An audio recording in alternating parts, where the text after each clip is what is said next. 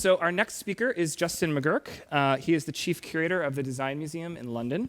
And he also heads a program for writers and designers at the Design Academy in Eindhoven. He has a wonderful piece called Honeywell, I'm Home in the Span Reader, which we'll be giving out to everyone at the end of the day, which I very much encourage you to read. And he's the author of Radical Cities, which is a kind of tour of Latin America through its kind of extreme urban context. So he's someone who's really thoughtful about cities, and he has a way of sort of observing and describing the pressures that lead cities to shape environments and the way that environments also shape cities and vice versa. So he made us kind of want to get his take not so much on poverty in Latin America, but on the newly emerging category of the smart city, and thinking a little bit about how the densities of cities deal with issues around individual privacy and civil liberty and all these other things, and to think about how they've done that in the past and how we might be able to learn from that in the future, designing in cities or in other types of experiences like apps and software as well. So please give a warm welcome to Justin McGuirk.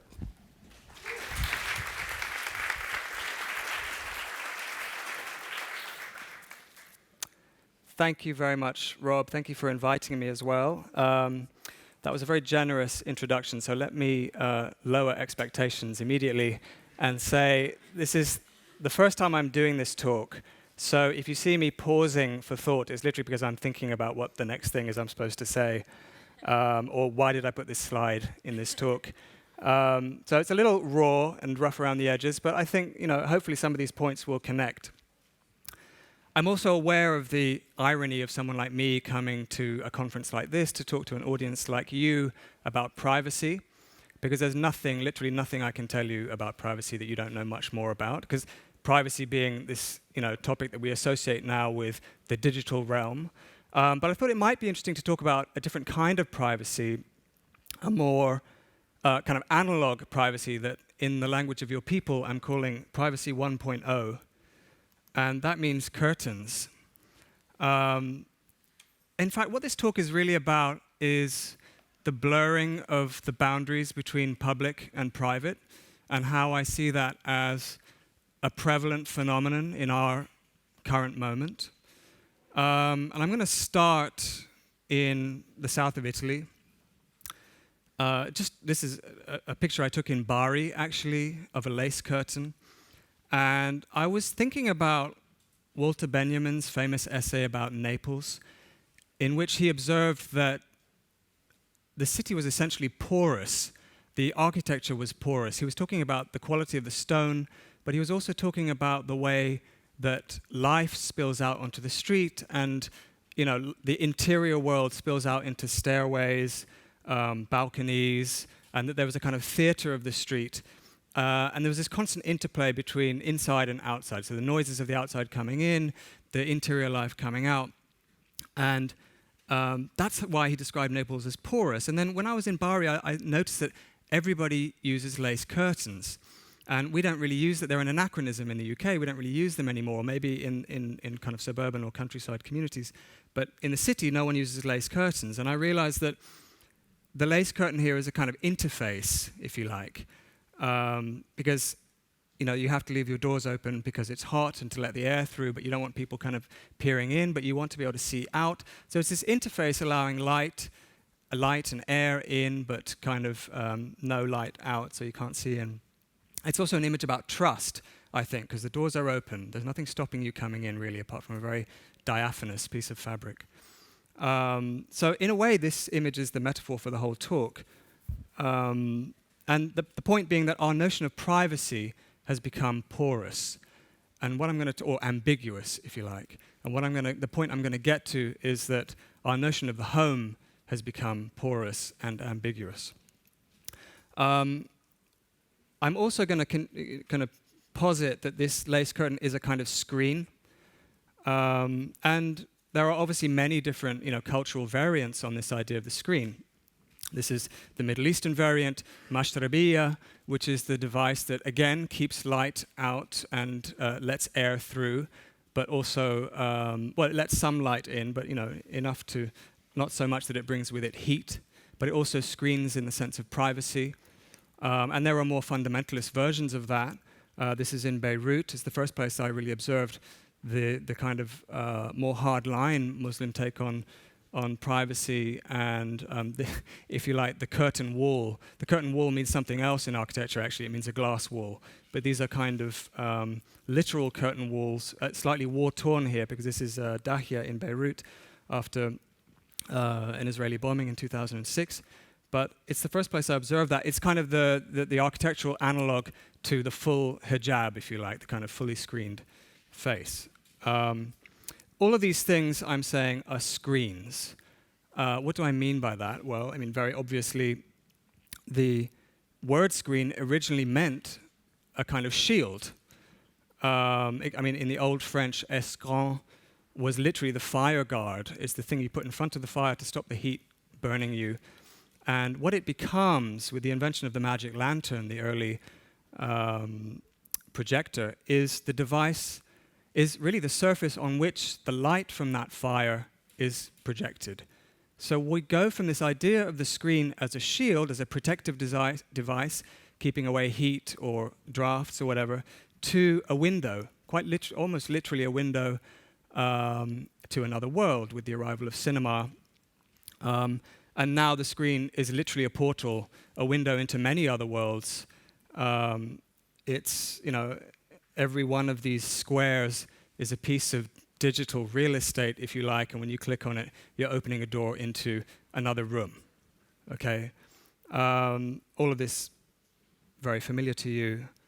What I think is also interesting is the way that the screen and the curtain are starting to come back to meet each other again. This is a new TV launched a couple of months ago by Samsung, designed by the Buralek brothers, which one of the key elements of the interface is curtain mode, so that you can literally screen off anything that you don't want to see, like the ads. And you know, they tested this on America's Got Talent because they felt that's really kind of emotive imagery. We're not sure if we want to see that. You can see the rhythms behind, but you can't see the images. So you can you get a sense when your program's starting again, or when the kind of fast-paced ads have stopped. There was no neat place to put this in. It's kind of an aside, the next slide, but I'm going to throw it in here anyway. And just to make a very obvious point about public space, especially in a city like London, is increasingly ambiguous. So this is what looks like a quintessential public space. It's Granary Square outside the Central St. Martin's Art School in King's Cross. You know, there's kids playing and everything, there's fountains. It's a public space, except it's a private space. It's owned by the developers who regenerated King's Cross.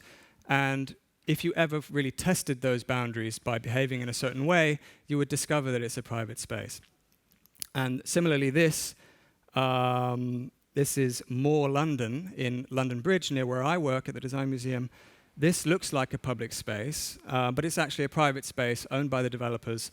So if you're considered an undesirable, or if you behave in a kind of socially unacceptable way, you'll be very rapidly removed from this space. And I'm starting to think that actually these fountains are a dead giveaway for this kind of space. So watch out for those. Now, the only point I'm making is that increasingly these zones, this question of what is public and what is private, is becoming more and more ambiguous, more and more porous. But I'm going to go into a little bit of history. There is a morality to exposure. I'm going to argue that there's a morality to openness, to transparency. There's a morality to glass, essentially. This is Amsterdam, and I was for a brief moment, totally obsessed with the question of why windows in Holland are bigger than windows in England. This is something I've observed many, many times over the years, and I was convinced at some point that it must have something to do with our notions of privacy. In fact, when I looked into it, it was or our attitude to light. But in fact, when I looked into it, it was very specific. It's because a lot of Holland is reclaimed land, land reclaimed at great expense, so property values are very high. And you know, it meant they had to build tall, narrow buildings, very deep. So they'd put a lot of light. They'd put a lot of windows on the front facade. You can see there in the middle row a classic Amsterdam building, and that was to get that was to allow the light to penetrate these deep, narrow buildings. And it's the quintessence of Dutch Old Master painting. You know, Vermeer. All of that light is represented there. I was wondering whether it was to do with our attitudes to privacy, whether actually the English are really we're really kind of, with our small, mean windows, we're very protective of our privacy, and the Dutch are more liberal, and maybe, but that's not true. And then I wondered, is it because of the big windows that the Dutch are more liberal?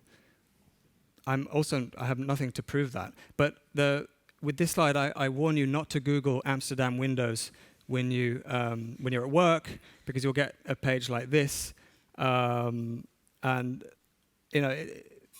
there is something about the liberalism of the Dutch with their legalized prostitution and so on that made me think there's some connection here with Windows, but I've never substantiated it.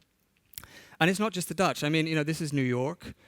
This is the Standard Hotel.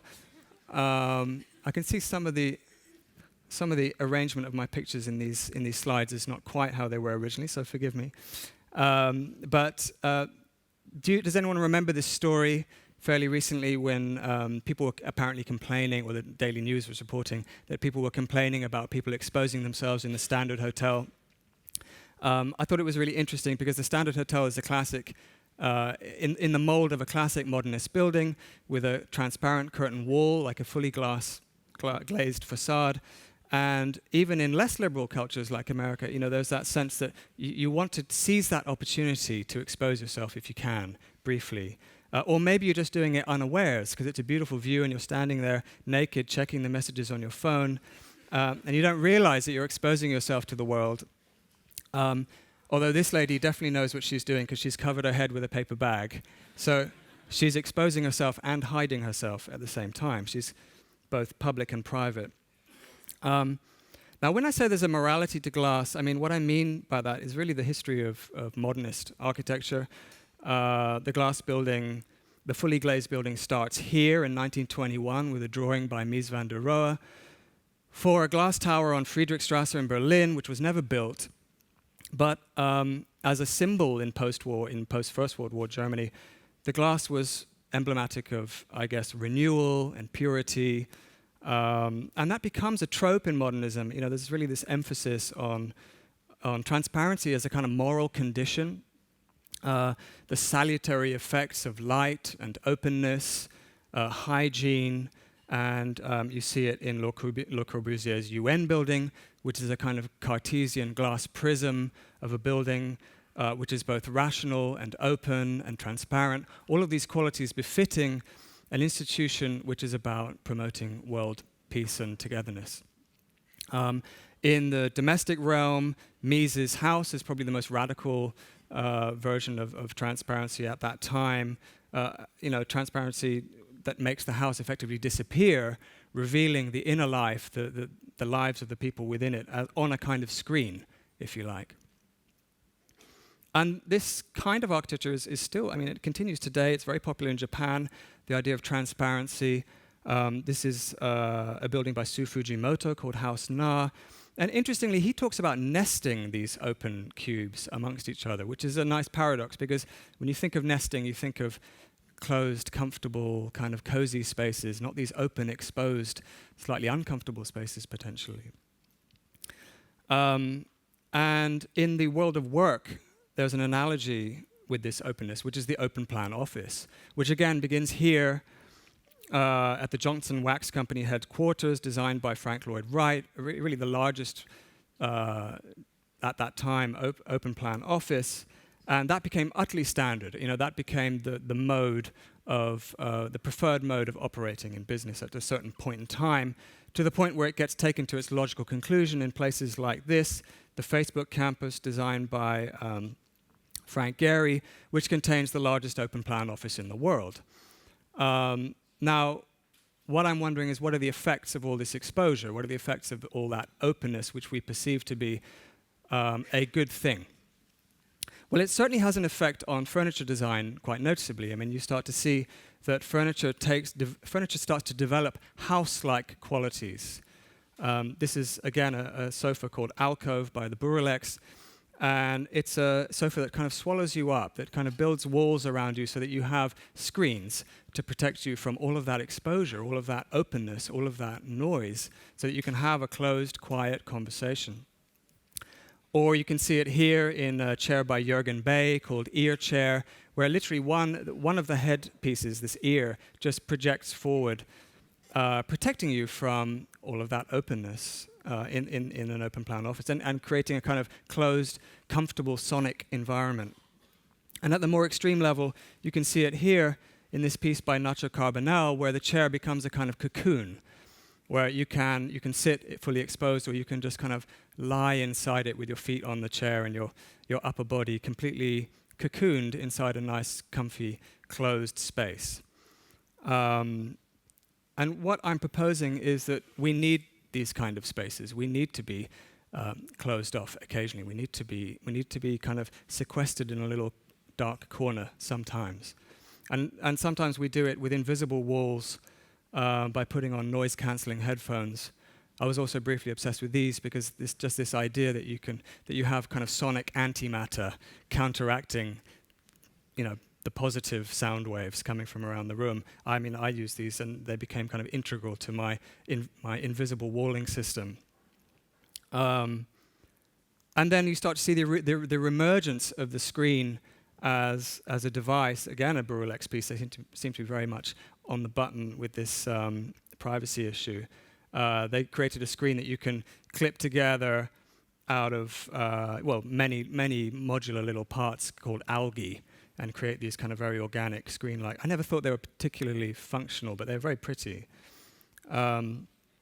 So that is kind of, in a way, the interior, the furniture designer's response to an overload of openness. But that trope of transparency doesn't continue in the same vein. I mean, when postmodernism arrives, that kind of clear glass becomes a mirrored glass, and it's no coincidence this starts to happen around the time that capitalism becomes neoliberal capitalism, a much murkier finance-related business than the kind of more trading form of capitalism that happens before. And this is the emblematic building, according to Frederick Jameson, this is the kind of emblem of postmodernism. It's the Hotel Bonaventure in LA, which far from being open and transparent, is mirrored. It reflects the city, and in a way, you can see how it's positioned there, up on a plinth, no access from the street. It's very introspective.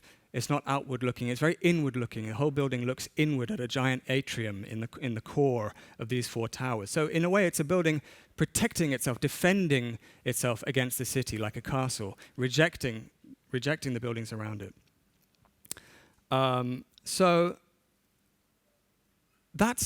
making the point that that's what happens to architecture around the time of kind of finance capitalism's emergence. And then now, today, in an era when we really value and we're really pushing openness and transparency in our digital relations with each other and with organizations and the government, it's interesting to me, or maybe just a little bit ironic, that the architecture that generates is actually totally closed. So this is a server farm, and it's the most inscrutable, impervious building you could possibly imagine, an architecture for machines, not humans, an architecture that requires no windows at all, but lots of water. So there is an irony that somehow openness breeds closedness like this. And inside that building is simply, and this isn't literally inside that building, but it's an example of what's inside that building, simply banks of servers. And this is a still from Timo Arnold's film Internet Machine, which is really, in a way, an elaborate reminder of the fact that these airy metaphors we create, like the cloud, actually have very physical, that they are real physical places somewhere on the border of California and Nevada, or in Sweden. And those are a few ideas I'm throwing out there. I hope they're kind of connecting with each other, but I'm going to bring them together in one space, which is the home. Because I see that our idea of home is changing. And I want to start with just one very simple hypothesis, which is that the home is a sanctuary. The home is a kind of retreat from the world of the public, the world of work. And this image I'm showing is Friedrich Kiesler's Endless House from 1947, which I'm showing simply because it looks like a shell. And I'm quite interested in this idea of the home as a shell. of the shelter. I'd be really surprised if the words shell and shelter don't have the same linguistic root, but I couldn't actually substantiate that. And if you read Gaston Bachelard's Poetics of Space, he goes into great detail talking about the home as a kind of intimate space, as a kind of shell. And he posits that a human being needs to withdraw into a quiet corner. We need that. And in that respect, we're not so different from animals. He talks about nests and shells, and he finds analogs for those in the home. He talks about wardrobes, corners, cellars, garrets, all of these closed, darker, more intimate spaces. And he says we need intimate spaces. They are very womb-like. They're nurturing. And so the simple premise here is that the home, our traditional notion of the home, is a kind of sanctuary, right? I think that's a fair statement. But I would argue that that's actually changing, that fundamentally our notion of home is changing. And it's changing partly because of new tools and new social relations. So something like Airbnb changes the relationship of our home to the world. In other words, it opens it up. It makes a domestic space public. It makes the private public. We do it willingly. It's not. There's nothing untoward going on here. We expose our interior worlds to an untold audience, and we do it for a number of reasons that are of a benefit to us. We do it because we need to support ourselves. We need to pay our mortgages. We need to pay our rents. You know, this is all supplementary income. So one thing one can say is that the home is a much more productive space than we used to think of it. It's not the place where you go after work. It's a place that is productive all the time. It's producing money.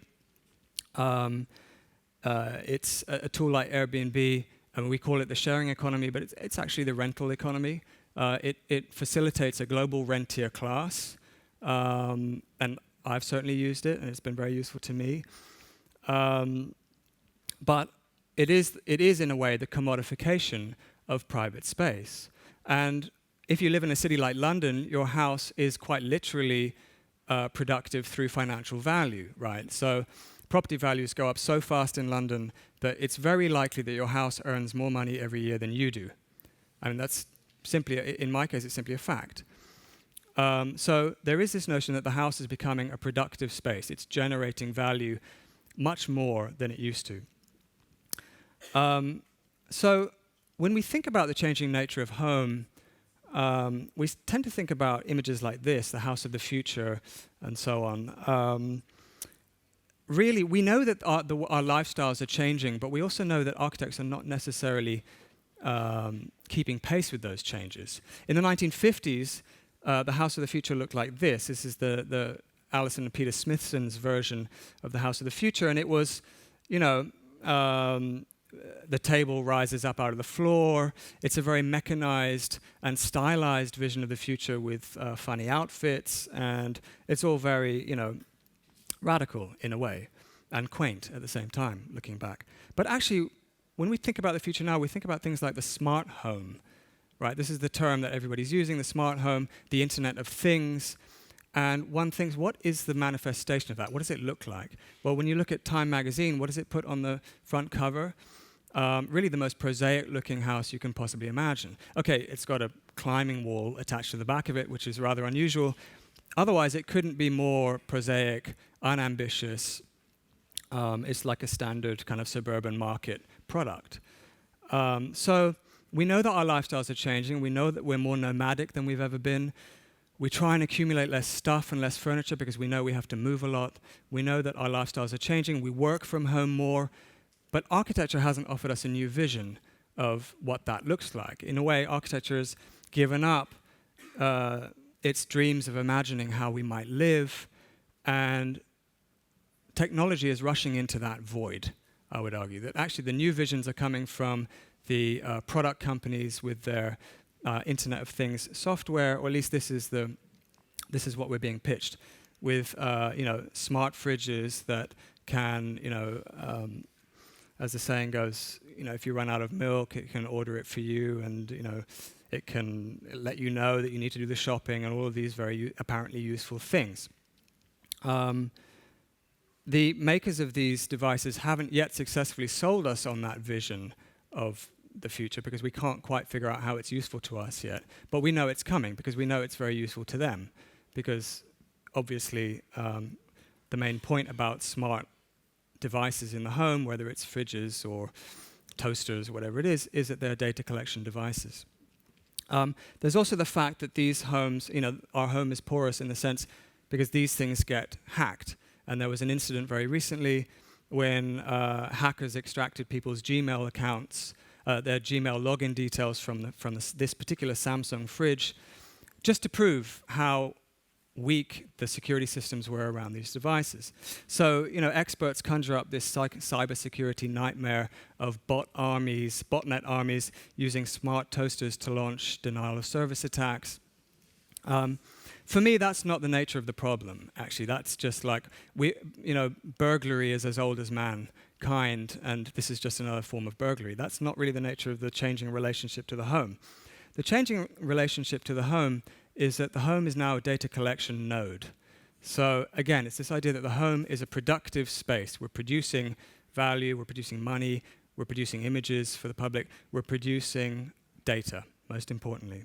And the kind of poster product of that phenomenon is the Nest home thermostat. Again, it's called Nest. I think Gaston Bachelard would be very amused with this idea that it's called Nest, because if you think about it, what is the Nest if not the most nurturing, cozy, protective space one can imagine? In fact, what the Nest thermostat is a portal to the company which collects all the data and so on. So there's a slight irony there. But we know that by 2020 there will be 50 billion Wi-Fi connected devices and in our homes, and many of those things will be collecting data of some kind or another. We don't fully necessarily understand what that data is, how it can be used. Maybe it's not a bad thing. But the point is that the home is becoming a kind of data factory, and that seems to be unavoidable because it's been written into the business plan, if you like. So we're switching from this position of the modernist position of the home, which Le Corbusier describes here as practical as a typewriter. Remember, this is the architect who described the home as a machine for living. So that very kind of progressive, in a way, positivist view of this techno future where everything's going to be really efficient. It has been parodied in film, in Jacques Tati's Mon Oncle, most famously. Monsieur Hulot wandering around, doesn't understand how all these mod cons work, and it's all kind of... The future home is really a rich space for farce and for parody and for comedy. But there's also always a dark side to that. And the equivalent of Le Corbusier's comment now comes from Rem Koolhaas, who wrote fairly recently, "Very soon your house will betray you." So there's a slight switch, this idea that technology is serving us, it's going to make life more efficient, to it's going to betray us.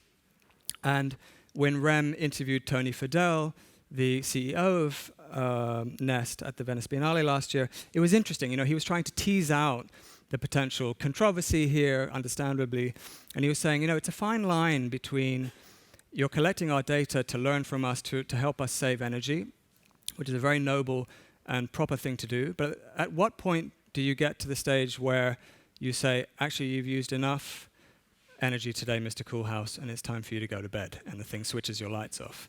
And again, that's a slightly farcical position, but you do wonder how these progressions happen. They happen very kind of incrementally and subtly until we get used to them as they happen.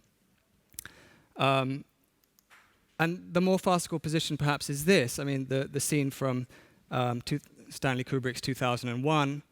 I'll let you read that for a second. I think you know what the problem is just as well as I do. It's amazing how much Hal's eye, his all-seeing eye, looks just like the Nest to me. I mean, really, I'd never noticed it until I made this slide. But we get here to... I don't want to be too... This is not, I'm being humorous. I'm not being totally dystopian here. But there is a kind of two different visions here of the dystopia. One is the Orwellian one, which is the kind of totalitarian state, big brother watching you, etc., etc. And then there's Aldous Huxley's version, which is much more about the efficiency doctrine.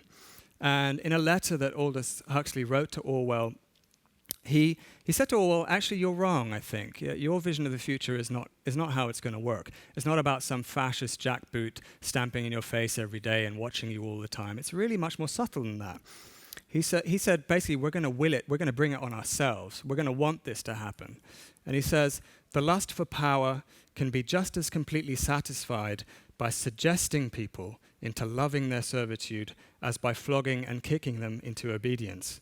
The change will be brought about as a result of a felt need for increased efficiency. So we'll be sold this vision of efficiency and we'll want it, and gradually we'll get used to the trade-offs that come with that efficiency, which is that we pay for everything with our data. What happens further down the line when data is the new currency? And in that with that in mind, this idea that we surveil ourselves is obviously already here.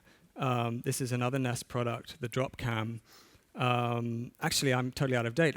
I saw a poster on the street in Old Street this morning, which is a kind of miniature, tiny version of this that you just stick on a wall, which, if any of you have read Dave Eggers' The Circle, which probably a lot of you have, because it's about this kind of world, Eggers is parodying this radical transparency. He's saying, we get to a point where the ambition is to put a camera, to cover the world with cameras so that you can see everything at any place at any time, which is an amazing kind of holistic vision of the world. And he really mocks it. It's a brilliant satire because he gets to the point where every politician has to wear a camera around their necks 24 hours a day, and the ones that don't are bringing suspicion on themselves. Like, why won't you wear a camera? What is it that you've got to hide, effectively? So we start off by talking about womb-like spaces, this idea of the home as a shelter, as a nest, as a shell, from the womb to what McLuhan called womb-to-tomb surveillance, which seems to be where we're heading. And I'm not saying we shouldn't be comfortable with that. I'm just saying it seems to be where we're heading. And again, I didn't have a neat place to slot this in, but I'm going to slot it in anyway, just to make a slight aside, which is that this is not just a first world problem. This is a rug woven in Afghanistan depicting drones. So I like this idea that somehow the devices that are monitoring them enter the domestic space as decoration. Finally, I'm going to close with a few words about privacy, at least Hannah Arendt's take on privacy. So in her book, The Human Condition, she spends a lot of time talking about the private and the public, and I found it quite useful stuff. And she talks about the ancient Greek notion of the home. And she talks about oikos, which is the household, the Greek word for household. And oikos is the root of the word economy, as many of you probably know. And because running the economy is like running a big household, right? It's kind of a budget list. And the ancient Greek notion of privacy, according to Arendt, was privacy was not a particularly noble or exciting thing. No one, it was actually, private comes from the same word as deprived. It was a slightly deprived existence. The world of home was the world of chores and work, and it's the world of slaves. And she says, a man who lived only a private life, who, like the slave, was not permitted to enter the public realm, was not fully human. In other words, the noble life for the ancient Greeks was the public life. It was, debating in the agora. It was contributing to the life of the polis or the city. Public man was the man that they admired. Private man was a man, dealing with slaves and chores and just the bare necessities of life. It was ignoble stuff. But that changes later on. She says it's only later that the home becomes the only reliable hiding place from the common public world, not only from everything that goes on in it, but also from its very publicity, from being seen and being heard. This is the kind of evolution of the idea of the home as a shelter, as a shell. And at that point, we start to value our privacy. And she says, a life spent entirely in public, in the presence of others, becomes, as we would say, shallow. So I'm wondering, where are we now on that scale? We still value our privacy. We still see our homes to some degree as nests, as shells, as protective sanctuaries. At the same time, we're exposing them more and more. We're putting them on the web. We're divulging our lifestyles. And we do all of this out of pleasure and enjoyment. We do it on Instagram too. It's not just about Airbnb. We post pictures of our avocado on toast on Facebook or whatever. We're sharing our lives with each other. We're relatively open with each other. But I wonder, are we returning in a way to that Greek notion of the home as a productive space, a place of work, a place that, of production, producing data, producing value, or are we making the home more of a public space? I mean, this is really an open question. As I said, I'm thinking about this stuff for the first time myself, but I do definitely see some kind of shift happening. There is a kind of ambiguity now about what is private and what is public, what is home, what is the private space within the home, and what is the space that we open up to the online community and let strangers in and come and stay with us and all of that, many of which has very positive side effects, some of which are possibly unknown, but certainly they're shifting our attitude to what is home, what's not home, what's public, what's private. And just very quickly, there are, of course, responses to these kind of devices, to smart technology. This is an old one, actually, from 2001 by Dunn and Raby, which returns to the idea of the screen as a shield, in a way. This is the kind of techno version of that fire guard I was talking about earlier, and it's called the electromagnetic draft excluder. And it's just a placebo device they gave to people to test if they felt more comfortable hiding from the radiation coming off their, the whatever it is, electromagnetic radiation coming off their devices, whether they felt more protected hiding behind this thing. And there are other versions of it. This is created by my friends Space Caviar. It's called RAM House. RAM meaning radar absorbent material. It's basically a Faraday cage of a home where when you go in, it's total digital blackout. There are no signals coming in or going out. And that is a very extreme notion of privacy, if you like. It's that kind of literal curtain drawn across between you and the outside world. And now we're starting to design privacy into our products with things like this, the black phone, an encrypted phone. So there's this sense, do you remember Virtue? Do you remember when mobile phones were all like, not all, but do you remember when this particular kind of mobile phone was all like fancy leather and diamonds and everything? That was the luxury idea of the mobile phone. Well, now privacy is the new luxury, in a way. This is the kind of tool for those who want to opt out of the digital economy. It's Walden's pond for the 21st century. Is it just for people with something to hide? That would be government's response. That would be a lot of companies' response. Why? It's like the Dave Eggers argument. If the politician doesn't want to wear the camera around the neck, why does that mean they have something to hide? So governments frown on something like this, but one could argue that actually, rather than just facilitating criminal behavior, something like this is actually a way of reasserting citizenship, that it's the right of the citizen to have their data protected, to not have to share everything with companies and with government. We know that governments are snooping on us, so this is the logical conclusion. It's a strange place to end this talk, actually, but I'm going to end it there because this is unrehearsed and I didn't really think about how to end it. So thanks.